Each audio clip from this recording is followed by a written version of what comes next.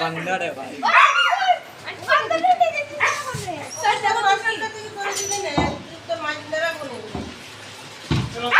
अरे चलो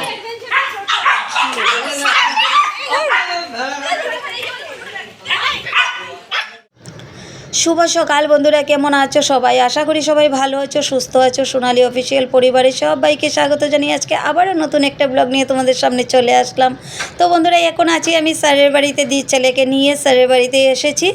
তো সকাল 8টা বাজে, এখন আমি শুরু করলাম ব্লগটা। আর সেই 5টায় ঘুম থেকে উঠেছি, উঠে একটুখানি জানো চাও খেতে পারি না, একদমই টাইম পাইনি। উঠে সকালে যা বাসি কাজ ছিল সবগুলো করলাম, করে তারপর ছেলেকে একটু হরলিক্স বিস্কিট দিলাম, দিয়ে তারপর তাড়াহুড়া করে বেরিয়ে পড়েছি। কারণ আমাদের বাড়ি থেকে স্যারের বাড়িতে আসতে আসতে দুটো গাড়ি চেঞ্জ করতে হয়, অনেক দূরে আসতে হয়। আর বাড়িটা দেখো একদম নদীর পাড়ে স্যারের বাড়ি, খুবই ভালো লাগে।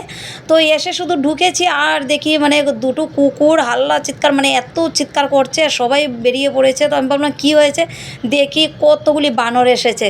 তো স্যারের মা আবার বিস্কিট দিল, রুটি দিল বানরগুলিকে, আর ওই খাচ্ছে। তো ভাবলাম এত সুন্দর একটা দৃশ্য তোমাদের সাথে শেয়ার না করলে কি চলে, তো একটুখানি ভিডিও করলাম। আর স্যারের বাড়িটা দেখো কত সুন্দর। তো বন্ধুরা, চলে এসেছি গড়ে অনেকক্ষণ, মানে 10:30টার দিকে গড়ে চলে এসেছি। এসে তারপর করলাম এই অনেকগুলো কাজ ছিল, ওইগুলি করলাম, করে কাপড় টাপড় চেঞ্জ করলাম, করে একটুখানি আমি চা খেলাম। মাথা ধরে গেছিলো, সকাল থেকে চা খাইনি। তো চা খেয়ে চলে গেছিলাম বাজারে। আর তার আগেই আমি ডাল বসিয়েছিলাম, তো ডালটা সিদ্ধ হয়ে গেছে, পুরন দিইনি, এখন দেব। তো বাজার থেকে নিয়ে আসলাম, দেখো মাছ এনে কেটে সব ধুয়ে রেডি করে নিয়েছি, করে রান্নাটা চাপিয়ে দিয়েছি। তো এখন আমি রান্না করব। তো সকাল ঘুম থেকে সকাল 5টায় উঠে বন্ধুরা একদম সমস্তটা দিন এত কাজ করতে হয়, মানে কি বলবো, একটা সেকেন্ড আমি একদম সময় পাই না, বিশ্বাস করো। আর সমস্ত কিছু নিয়ে ব্লগ করতে পারি না, কারণ সমস্ত কিছু নিয়ে যদি ব্লগ করি, ব্লগ অনেক বড় হয়ে যাবে। তার জন্য একটু কেটে কেটে তোমাদের সাথে শেয়ার করি। তো এইদিকে দেখো আমার রান্না কমপ্লিট হয়ে গেছে। রুই মাছ এনেছিলাম, তো রুই মাছ দিয়ে এই যে পেঁয়াজ বাটা দিয়ে একটা করলাম। আর এই যে এটা ডাল করলাম, আলু ভাজি, আর করলাম এই যে এটা হলো লাউয়ের যে খোসাগুলো ছিল, খোসাগুলো ফেলিনি, একদম নরম নরম ছিল। তো সব কিছুই তো বাজারের কিনা, আমাদের তো আর নিজস্ব কিছু নেই, বাজার থেকে সব কিছু কিনে আনতে হয়। তার জন্য আমি ফেলি না, জানো তো। লাউয়ের খোসাটা দিয়ে মাথা দিয়ে একটা করলাম ভাজির মতো, খুবই ভালো লাগছিল খেতে। সবাই মিলে একসাথে বসে খেয়েছি, খেয়ে আর খুব গল্প করছিলাম, আনন্দ করছিলাম খেতে খেতে। আবার বিকেলবেলা দেখো আবার আরেকটা টিউশন ছিল, দীপকে নিয়ে বিকালে আবার বেরিয়ে পড়েছি। হঠাৎ করে সারাদিন রৌদ্র ছিল, আর কি বৃষ্টি এসেছে, এই বৃষ্টির মধ্যে ভিজেই গেলাম ছেলেকে নিয়ে। তারপর সকালে চাল ভিজিয়ে রেখেছিলাম। কৃষ্ণা বলছিল কতদিন থেকে, মা আমি একটা জিনিস বানাই, মানে চাল দিয়ে পাঁপড় বানাই। কেউ জালি পিঠা বলে এটাকে, কেউ আবার পাঁপড়ও বলে। তো কতদিন থেকে ও বলছিল মা বানাও না, ও খেতে ভীষণ ভালোবাসে এই জিনিসটা। তো আজকে সকালে আমি চালটা ভিজিয়েছিলাম, কিন্তু বানানোর একদমই টাইম পাইনি। তো এখন সন্ধ্যা হয়ে গেছে, তো বসে পড়লাম। তো চালের গুঁড়িটা করলাম, করে আবার আটা চালনি দিয়ে চালিয়ে তারপর আবার একটা কাপড়ের মধ্যে নিলাম, নিয়ে আবার চালালাম, যাতে একদম দানা দানা না থাকে, ময়দার মতো যাতে হয়ে যায়। এটার মধ্যে ময়দা টয়দা কিচ্ছু দেওয়া চলবে না, শুধু চালের গুঁড়ি দিয়েই এটা করতে হয়। তো দেখো ওইদিকে নিয়ে চলে এসেছি। এসে এই যে একটুখানি ফ্রুট কালার দিলাম, হলুদ হওয়ার জন্য, একটু কালার হওয়ার জন্য, আর একটুখানি নুন দিলাম, আর কিচ্ছু না, শুধু চালের গুঁড়ি। তো জল দিয়ে পরিমাণ মতো এটাকে করতে হয়, ব্যাটারটা তৈরি করতে হয়। আর হাত দিয়ে এইভাবে তুলে দেখতে হয়, মানে একদম যাতে একদম হয়ে পড়ে, একদম চিকনা হয়ে যাতে পড়ে, তার জন্য।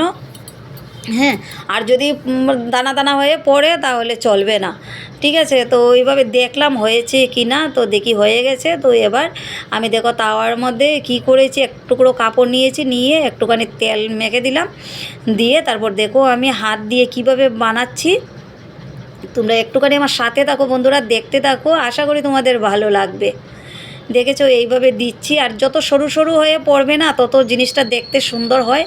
আমার একটুখানি দেখো বাড়ি হয়ে পড়ছে, কিন্তু যতটা সরু হয়ে পড়বে ততটাই দেখতে সুন্দর লাগে। তো খেতে না ভীষণ ভালো লাগে। এইভাবে প্রথমে বানাবো, বানিয়ে রেখে দেবো, তারপর 1-2 দিন রোদ লাগাতে হবে। পাঁপড় যে টাইপের মানে হয় সেভাবেই হয়, খেতেও সেরকমই একটা টেস্ট আসে।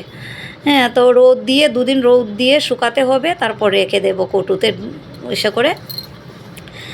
তো অনেক দিন পর বানাচ্ছি, তো খুব সুন্দর একটা জিনিস, বেশি খরচাও নেই, কিচ্ছু নেই, তেল টেল কিছু লাগে না। শুধু আবার যখন খাবো মানে ভাজতে হবে, তখন আবার তেলের মধ্যে ভাজতে হবে পাঁপড়ের মতো। আর দেখতে ছোট ছোট লাগছে, কিন্তু যখন তেলের মধ্যে ভাজবো অনেকটা বড় হয়ে যায়, খেতে খুব ভালো লাগে।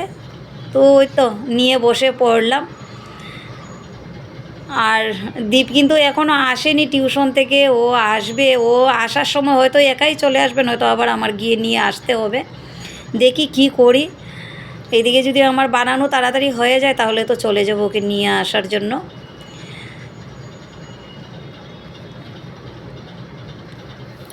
তো বন্ধুরা, ব্লগটা তোমরা দেখো, আর যদি আমার ব্লগ দেখে ভালো লাগে অবশ্যই লাইক কমেন্ট শেয়ার করে দিও, আমার পাশে থেকো বন্ধুরা। আর যারা নতুন দেখছো সাবস্ক্রাইব করে দিও, দিয়ে আমার পরিবারে চলে আসো কেমন।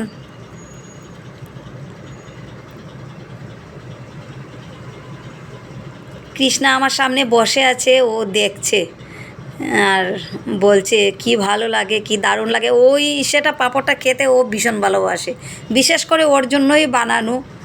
আগে প্রায় সময় বানিয়ে বানিয়ে ঘরের মধ্যে রাখতাম, ডালের সঙ্গেও খেতে ভালো লাগে।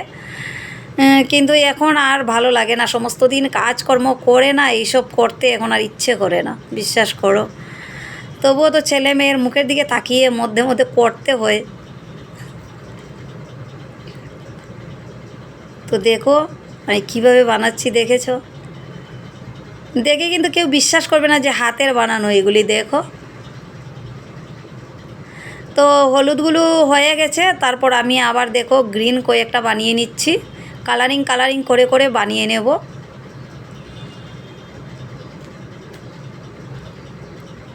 এখন ও বলছে আমি করি, এতক্ষণ তো তুমি করেছো, তুমি শুধু দাও তাওয়ার মধ্যে আর আমি করি। কত সহজ দেখেছো, বেশি টাইমও লাগে না এগুলি বানাতে। আর শুধু চালের গুঁড়িটা করতেই যা টাইম, কিন্তু এগুলি বানাতে এতটা টাইম লাগে না, ঝটপট ঝটপট হয়ে যায়। কোনো আত্মীয় স্বজনও যদি বাড়িতে আসে আর চায়ের সাথে দুটো দেও এসে করে, তাও বেশ ভালো লাগে দেখতে। খুব সুন্দর একটা জিনিস, তাই না? তোমরা কমেন্ট করে নিশ্চয়ই জানিও বন্ধুরা আমার এই জালি পাঁপড়টা কেমন হয়েছে বানানো। এই দেখো আমার বানানো কমপ্লিট, দেখেছো? 3 কালারে বানালাম, আরও চালের গুঁড়ি আছে, বাকিটা কালকে সকালে বানাবো। কিছু মানে কালার ছাড়া বানাবো, তো সাদা হয়ে যাবে, আর কিছুটা রেড কালার বানিয়ে নেব, তো 5 কালার হয়ে যাবে। কালকে এগুলি সব নিয়ে রৌদে দেবো চাঁদে। তো আজকে ব্লগটা এখানেই শেষ করছি বন্ধুরা, তোমরা সবাই ভালো থেকো, সুস্থ থেকো। আবার দেখা হবে তোমাদের সাথে নতুন একটা ব্লগ নিয়ে। টাটা সবাইকে।